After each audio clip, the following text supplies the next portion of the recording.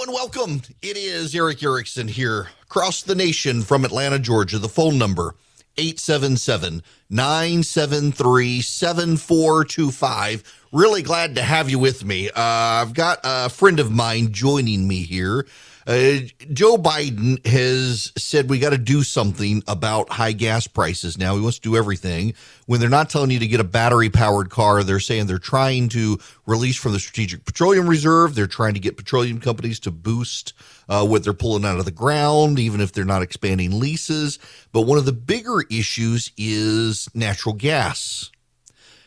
Right now, according to my friend Victoria Coates, millions of gallons of natural gas could be streaming out of central Pennsylvania and shipped out of a new export facility in Gibbstown, New Jersey. Instead, environmental extremists, emboldened by the Biden administration's heavy regulations, have spent the last year and a half shutting down the critical project. Victoria Dr. Coates is a former deputy national security advisor to President Trump. Help with the Abraham Accords, among other things. And she joins me by phone. How are you? Eric, it's great to be with you. But most important things first, how's your lovely bride?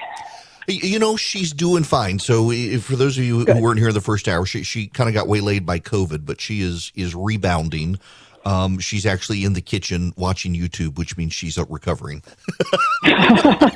Well, that's very good to hear. I hope you get to see some golf this weekend. Well, I hope so. But now my kid's got a soccer game tomorrow, and I'm thinking, do I bail on the soccer game? Because if he doesn't show, there aren't enough kids. And I'm like, I think the coach would understand. Well, yeah. I mean, it's the Masters. Once in a lifetime. Yeah. Exactly. All right. We got to get to work here. Okay. So I'm going to ambush you here in a moment and talk to you about the Iran deal. But I want to talk about this first. You've got this story in the New York Post about the natural gas facilities. And as I told you the other day, I've been talking about this for a couple of weeks, that environmentalists have upped the pressure on the Biden administration to stop every new LNG export facility in the nation. Well, and I'll tell you, I mean, this is where the disconnect between the reality and the fantasy that the Biden administration is living in is just becoming crystal clear to everybody.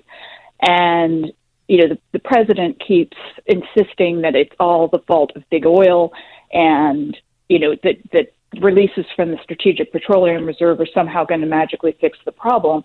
That's simply untrue. The only thing that will fix the problem is to expand production. And, you know, as I looked into the Wyalusing project that you described, it really is shocking that this plant should have been coming online now.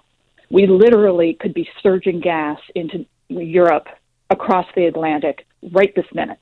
And instead, last month, they announced they were just going to let the permits expire and let it just shutter. So this is the impact that these people are having. And, you know, the way they went after this particular project was transporting the gas by rail, which President Trump had an executive order permitting. President Biden, of course, issued a second executive order making it very difficult. That's something he could reverse with a stroke of a pen if he wanted to get more gas moving around the United States.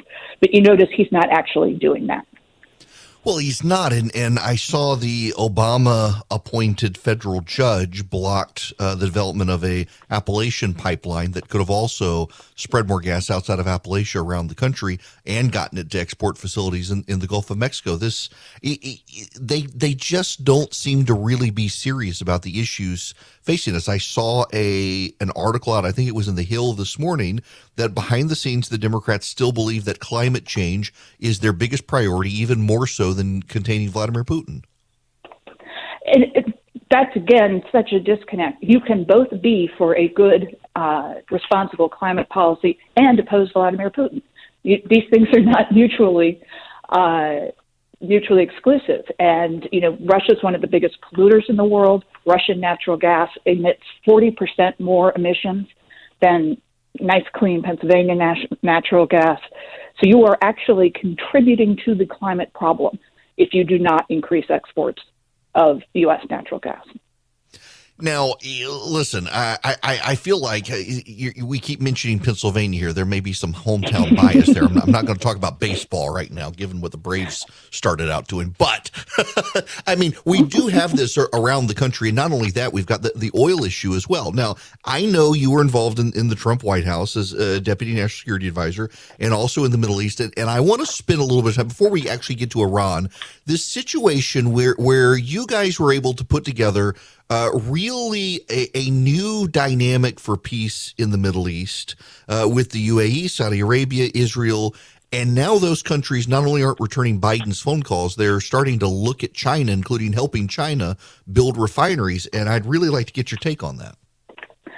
Yeah, it's really a disgraceful situation and such a disappointment. We did so much with both Israel and the Gulf during the Trump administration. And in both cases, there was a huge energy component to it. Israel, part of what led to the Abraham Accords was Israel's membership in the Eastern Mediterranean Gas Forum, which brought it closer together with Jordan and Egypt, which Israel already had peace deals with. But it led to this broader thaw in the Arab world. And of course, the Gulf is the world's energy hub. And, you know, what we learned from the Trump administration is that the United States is no longer what we call a consuming nation. We are now a producing nation where we can export. We are generating more than what we need. And that is a huge shift strategically. And my conversations in the Gulf in 2020 were mostly about, you know, how do we exploit this new capacity and our historic friendships with countries like Saudi Arabia and UAE, you know, and take this new posture, which is just a huge strategic gift to the United States. China fears that they can't do it.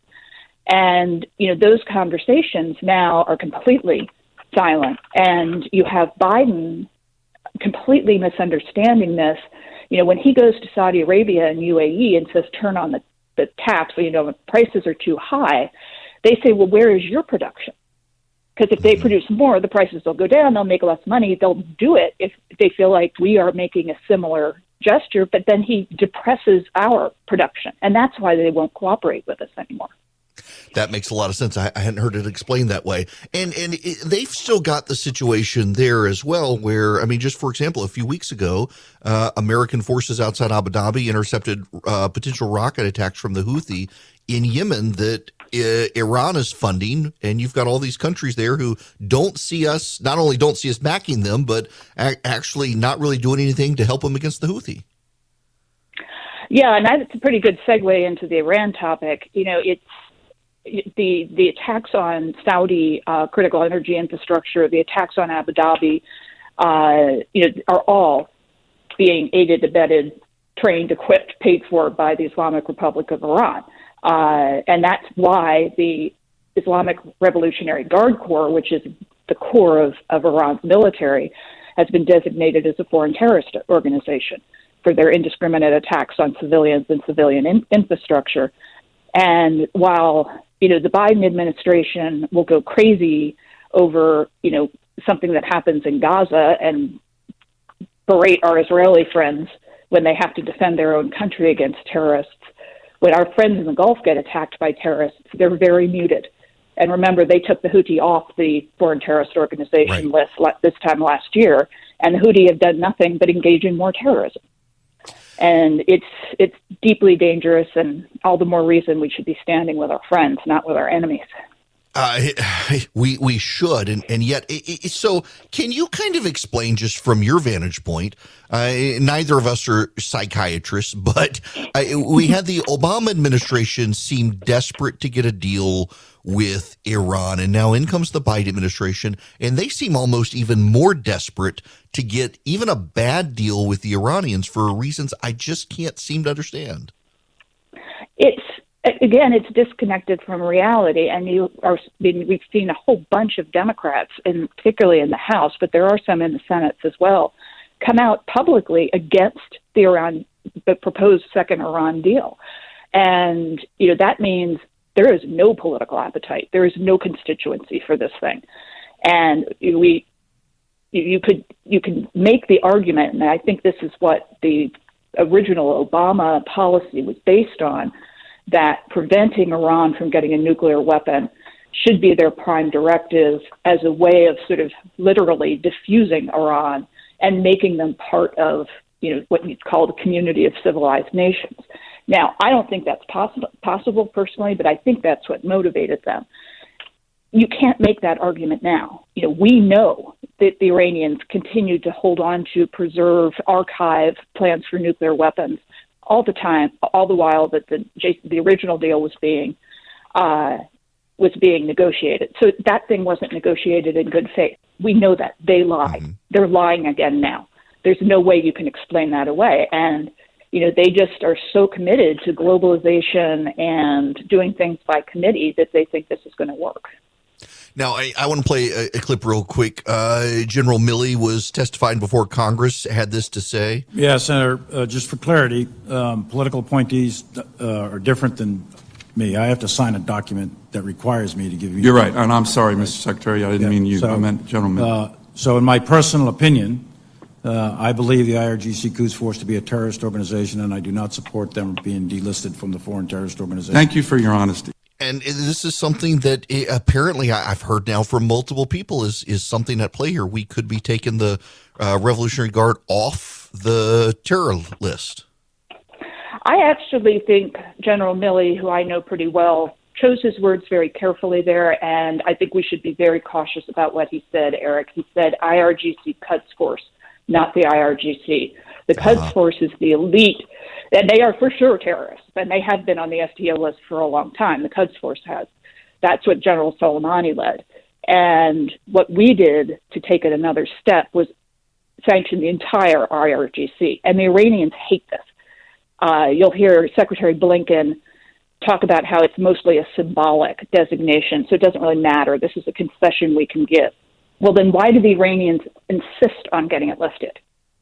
Right. It's because it does bite. There are severe travel restrictions, material support for terrorism. It facilitates having the victims of their crimes sue them.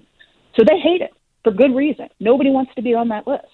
And they have done nothing to meet the criteria to get off of it. I would say they've gotten worse since Biden's been in office. So I think Milley was setting up a situation there where they might take the IRGC off and leave the Quds Force on and sort of say, oh, well, this squares the circle. But I'm not buying that at all.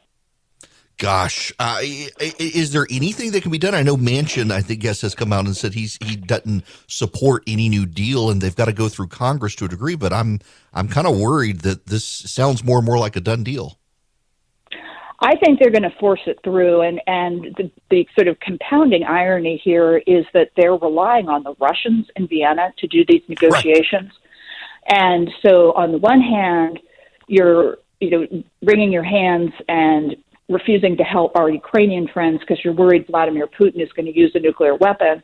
And on the other hand, you're relying on Vladimir Putin's lackey, Ulyanov, in Vienna to prevent the Iranians from getting a nuclear weapon. It's ridiculous. It makes no sense. But I think, Senator Manchin is correct. This thing would have to be passed through the Senate as a treaty to be in any way binding on a future president. So I think all we can do is shout from the rooftops that if there's a change in the Congress in November, the Congress can do work on reimposing sanctions that the president might or might not be able to veto. And then for sure, if the Republicans take the White House in 2024, I would go out on a limb and promise you that any viable candidate would cease participation in the deal the day of the inauguration. Oh, I sure hope so. Well, I got to leave it there. It's always good to talk to you. My best to your husband. He sends the same back. You take care, Eric. All right, take care. Victoria Coates, Deputy National Security Advisor to President Trump, a dear friend of mine. She and her husband, two of the nicest people on planet Earth, and she knows her stuff. Fascinating history, just because I got to brag about her because she's awesome. She has a degree, doctorate in art history, was an art history professor, started getting involved in politics and national security, and found her way into as Deputy National Security Advisor, helping structure the Abraham Accords. She's absolutely brilliant. Her husband's awesome, too. Like them a lot and always learn something from her. Hello there. It is Eric Erickson. I got to laugh about this. This is an exchange between, I think it's Kate Bedingfield, the White House communications director, one of the reporters of the White House press room after it was announced. Raphael Warnock, the senator from Georgia. Who else? Nancy Pelosi, Warnock, like 4 or 5 other senators. They've all gotten COVID. And Pelosi was at the White House hanging out while clearly contagious, gave the president a hug. And this is the exchange between Kate Bedingfield and the reporter. For Amy Coney Barrett, it turned out to be a COVID super spreader event, potentially. What precautions are being taken today? I mean, first, when was the last time the president was tested? The vice president? Because we know Speaker Pelosi, who we're looking at right here a few days ago, is now positive. Well, the president was tested Wednesday night, tested negative. And as we said yesterday, he was also not a CDC-defined close contact with Speaker Pelosi. But look, certainly we have seen an increase in cases. We know that with the BA2 variant is very transmissible. We're taking many precautions. We take precautions to ensure that the president is protected. But I do think it's important to note that, it is possible he will test positive for COVID at some point. And we're in a very different place than we were, for example, when they held that event for Justice Barrett, which is to say we have vaccines, we have treatments. The president is vaccinated and double boosted. And so, protected from severe COVID. So, I can leave it there. So it wasn't a CDC designated close contact. They literally were cheek to cheek. But there's something else here. Have y'all noticed, even after the vaccine, even after the booster, if there's a Republican event, it's always a super spreader event in the media. If it's a Democratic event, it's they're all vaccinated and these things can happen sometimes. It's just the science. Have you noticed that double standard? Because I'm really starting to clue in on that double standard. It's like the treatment between Ron DeSantis and Andrew Cuomo during the height of the pandemic. And DeSantis was following the science, protecting the elderly. Cuomo was packing them in the nursing homes, letting them give each other COVID and die. And the media was praising Andrew Cuomo, has never held him accountable. And they were excoriating DeSantis. And, Brian Kemp in Georgia, too. Kemp, we shouldn't forget, Brian Kemp was the very first governor, even before DeSantis, to open his state. Said he didn't just have a job to keep people safe from a virus, but to keep people safe from economic fallout, and was doing his best to balance it. And even Trump excoriated him for opening the state, and it turned out it worked to put Georgia competitively ahead of every other state economically in the nation. Got one of the best, lowest unemployment rates in the country now. But no, to the media, it was all bad because they didn't have a D next to their name. Welcome back. It is Eric Erickson here, the Eric Erickson Show. The phone number is 877-973-7425 if you want to be on the program. Now, listen, I'm going to play you some audio here. And it is audio I have played numerous times. I'm not doing it just to be lazy. I need to explain to you why I'm doing this. It's I think important that you hear this because of the story I'm about to talk about. This is the coverage of the presidency of Donald Trump for his first 2 years. This only covers 2017, 2018 by mainstream media outlets, CNN, ABC, NBC, CBS, PBS, Fox, and MSNBC. I know I played it the other day, but this is setting the stage for the story that you got to understand, and this is the coverage. Breaking news. A bombshell. Today is a turning point. Today was historically bad for President Trump. Today was a turning point. A turning point. We're at a turning point here. The beginning of the end for the Trump presidency. We have another bombshell. Mike Pence might have to assume the office of the presidency. Rumblings of the word impeachment. Breaking news. Another bombshell out of the White House. I believe this is the beginning of the end. I do too. It's really the beginning of the end. He may be feeling the walls closing in on him. All the walls closing in on him. The walls closing in on him. Breaking news, a new bombshell. One astrologer says this means the beginning of the end for President Donald Trump. Trump will resign. Trump is going to resign. Is this the tipping point? I know we've said it over and over. You think this is a tipping point? And over and over. This is a tipping point. And over and over. Breaking news, President Trump off the rails. It was the beginning of the end today. The beginning of the end. Breaking news tonight, new bombshell. This is the beginning, not the end. The beginning of the end. The walls are closing in. The walls closing in. The wall's closing in. Breaking overnight bombshell. This is a very dramatic day, and I think it might be near a tipping point. Do you think this is a tipping point? December 1st, 2017, you can mark it down. This is the day that everything changed. The beginning of the end? Beginning of the end. The beginning of the end. The beginning of the end. The beginning of the We begin tonight with a bombshell. Donald Trump is in a lot of trouble. Trump is in trouble. The president will resign. Another hour, another bombshell. This is a tipping point. Trump's going down. This president could be impeached. Resignation. I don't think this president is going to serve out his term. Mr. Trump will not serve out his term. He will not serve out his term. No way, no how. Breaking news. Absolute bomb. Donald Trump is not. He's done.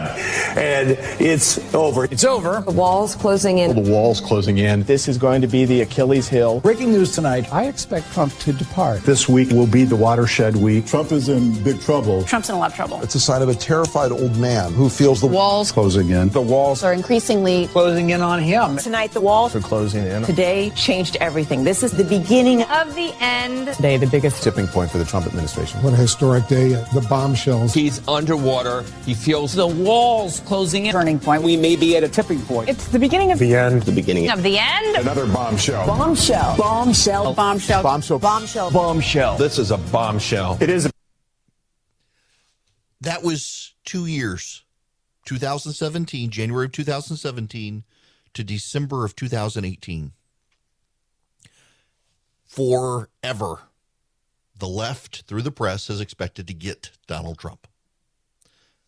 The latest effort to get Donald Trump comes from the New York City Manhattan DA's office, and it's falling apart. The Daily Beast, not exactly friendly to Trump, has a story. The spin on the story from the Daily Beast is fascinating to me. It will be to you, I assure you. Listen to this opening, though. Over the last several weeks, the Manhattan District Attorney's investigation into former President Donald Trump has appeared to be unraveling, with two top prosecutors on the case resigning over the lack of charges, and the DA feeling so attacked over the lack of movement that he issued a statement Thursday saying an indictment against Trump could still come.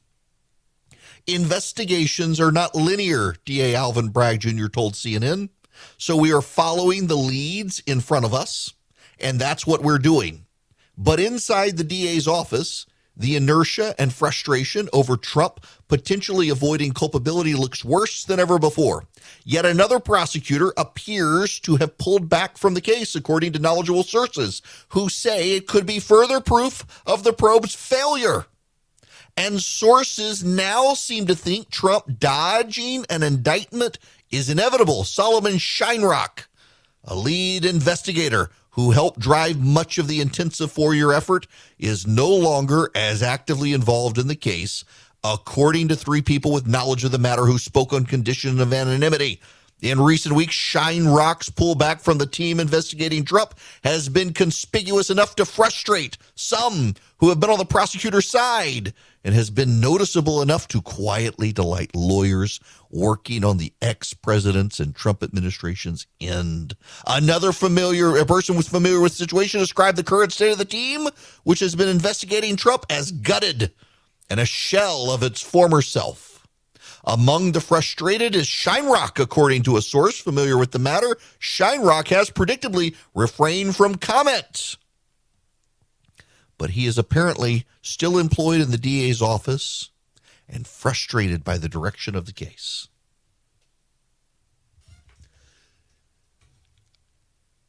I want you to think of the framing of the story. It's not that perhaps there's no there. It's that the DA's office can't seem to get its butt in gear and get the man indicted. So 2 of the prosecutors quit, and one of them ran an op-ed and said, based on what I've seen, I know the man is guilty as all get out, and he should be buried under the jail. Question: do you really think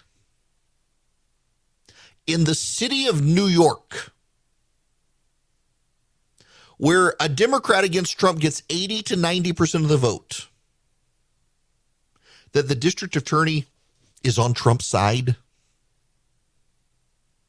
Do you think, I mean, the man would be a hero to the left if he got Trump indicted? Maybe, just maybe. Is it possible? And I know it's a stretch for some people. I know this is a stretch for a lot of people, but could it possibly, could it be that based on the law and the facts, there's no grounds for an indictment? I know. It's crazy, isn't it? I mean, he's clearly guilty. This is so bizarre. They have wish cast for the downfall of Donald Trump since he was on those escalators announcing his presidency, announcing he was going to run for president. They've been after him. And they haven't been able to get him. And could it be that there's actually, there are things he did that were not good, that maybe were not right, but are not necessarily illegal? And this is kind of where we are with the left these days, that if you do something the left does not like, they expect you to be prosecuted, even if there's no law. If they don't like you, they want you arrested and jailed. And it's not just the left. I mean, look at Marjorie Taylor Greene. Jimmy Kimmel said a joke about her. Essentially, he played some clip of her being an idiot and said, "Where's Will Smith when you need him?" She literally called the police on Jimmy Kimmel, claiming that joke, it threatened her. It could cause her harm. She went to the police over a joke on a late night show. I mean, the left does this too. Well, the thing here is no one in the media actually acknowledges that the man is innocent until proven guilty. And thus far, they haven't been able to even indict him to attempt to show that he's guilty of anything. But they don't care because Orange Man bad, he must go away. This is all about stopping Trump from running in 2024. And you know the irony, I've said all along, the sooner these people stop obsessing about Donald Trump, the sooner Donald Trump goes away. If you stop giving him attention all the time, he starts to go away. But they can't help themselves, can they? They are desperate to obsess about Donald Trump because it gives them great attention. Look, I mean, I went over to Politico. And surprisingly, I'm actually kind of surprised. It's not one of the top stories, but if you scroll halfway down the page, you get Trump appointees are undermining January 6th prosecutions and our justice system. There's one. That's on Politico. Now, let me go over to CNN, which has been a hotbed. Oh, wait. There's also, they're blasting McConnell for saying if Trump is the nominee, he's obligated to support the nominee, and he will. Go over to CNN.com, and let's see. There's Tiger Woods. There's the Proud Boys. There's Ivanka and Jared Trump go their own way on the January 6th commission. And if we scroll down, I'm sure there's more stories on Donald Trump here somewhere. I'm sure we'll find them because Donald Trump brings them clicks. Here it is. How Elon Musk could end up being a game changer for Trump. Oh, boy. It really, truly is an obsession. They are obsessed with Donald Trump. So word comes out of the New York, Manhattan District Attorney's Office, a hotbed of liberal prosecutors who don't go after gun runners or gun dealers or drug dealers or murderers or carjackers. They go after white-collar criminals who might be Republican. And they go after Donald Trump, and they do a deep dive into the Trump organization. And, yeah, they get some people to plead guilty to forms and financial stuff, but nothing touches Trump. And they just know it. They know it. It is a witch hunt. They know it. And not only do they know it, they also realize that they've got to score a win here, or that this guy, if he doesn't go to jail, he could become president again. And they don't want that because it would be bad for democracy. Yeah, so apparently what's good for democracy is trumping up charges to try to throw a man in jail and getting mad at a DA when he doesn't want to trump up the charges to go after Trump. Puns intended. It is the most bizarre thing. These people are broken. It's like Ann Applebaum. You know, yesterday I played you the audio of Ann Applebaum. She's now trying to walk it all back on how she doesn't find the Hunter Biden story interesting at all because how does it affect the president of the United States? Well, it's his son who used his father's name and claimed they were having an office together or roommates together, sharing money from all these business transactions and the like. And she's like, it's just not interesting to me. And she thinks that Viktor Orban of Hungary is somehow the second coming of Hitler. Everybody is the second coming of Hitler. Trump is too. I mean, these people in the media and on the left in politics were just broken by the guy. Look, there are a lot of people on the right who are broken by him too.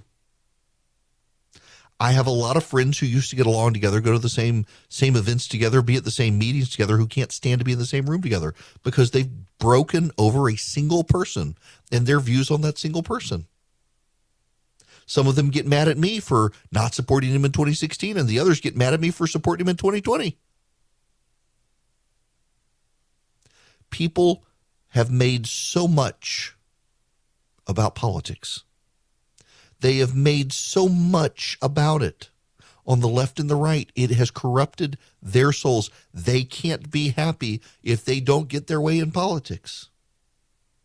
It's like the Ketanji Brown Jackson thing. I don't think she should be on the Supreme Court. I don't think it's worth celebrating.